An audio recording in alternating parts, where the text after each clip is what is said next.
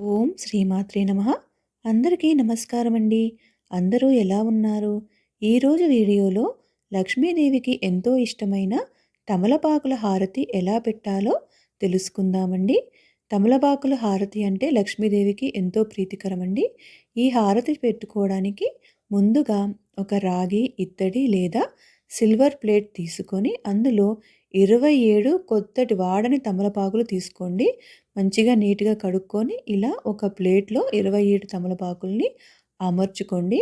అమర్చుకొని 27 ఒత్తులను ఆవు నెయ్యిలో ముంచి రెడీగా పెట్టుకోండి. ఇప్పుడు ఈ తమలపాకులు మొత్తము ఒక ప్లేట్‌లో అమర్చుకున్నాక ఇలా ఒక 5 గాని, 9 గాని బొట్లు పెట్టుకొని ఒక చిన్న రాగి ప్లేట్ గాని లేదా మట్టి ప్రమిద గాని మధ్యలో పెట్టుకొని అందులో ఈ ఆవు నెయ్యిలో ముంచిన 27 ఒత్తులు పెట్టుకోండి. కొంచెం నెయ్యి మరీ ఎక్కువగా వేసుకోకండి. ఎందుకంటే ఈ దీపం కొండెక్కే వరకు మనం అలా నుంచొనే ఉండాలి. కాబట్టి ఎక్కువ నెయ్యి లేకుండా కొంచెం పిండుకొని తీసుకోండి.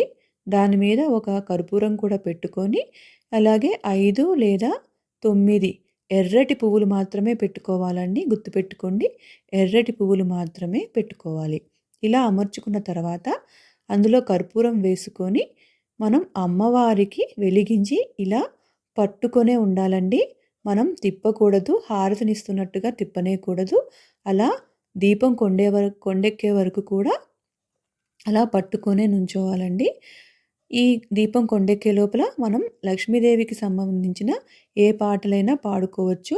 పాడలేని వాళ్ళు యూట్యూబ్‌లో గానీ ఏదైనా ఆడియో పెట్టుకొని కూడా వినొచ్చు. దేవి ఖడ్గమాల, లలిత సహస్రనామం ఇలా లక్ష్మీదేవి స్తుతి ఇలా మీకిష్టమైన పాటలు ఏవైనా పెట్టుకొని అలా హారతి కొండెక్కే వరకు కూడా అలా నుంచొనే ఉండండి. కొండెక్కిన తర్వాత మనము ఆ హారతిని పక్కన పెట్టేసి పూజ ముగించుకోవచ్చు. ఈ వీడియో కనుక మీకు నచ్చినట్టయితే please like, share and subscribe our channel. Thank you.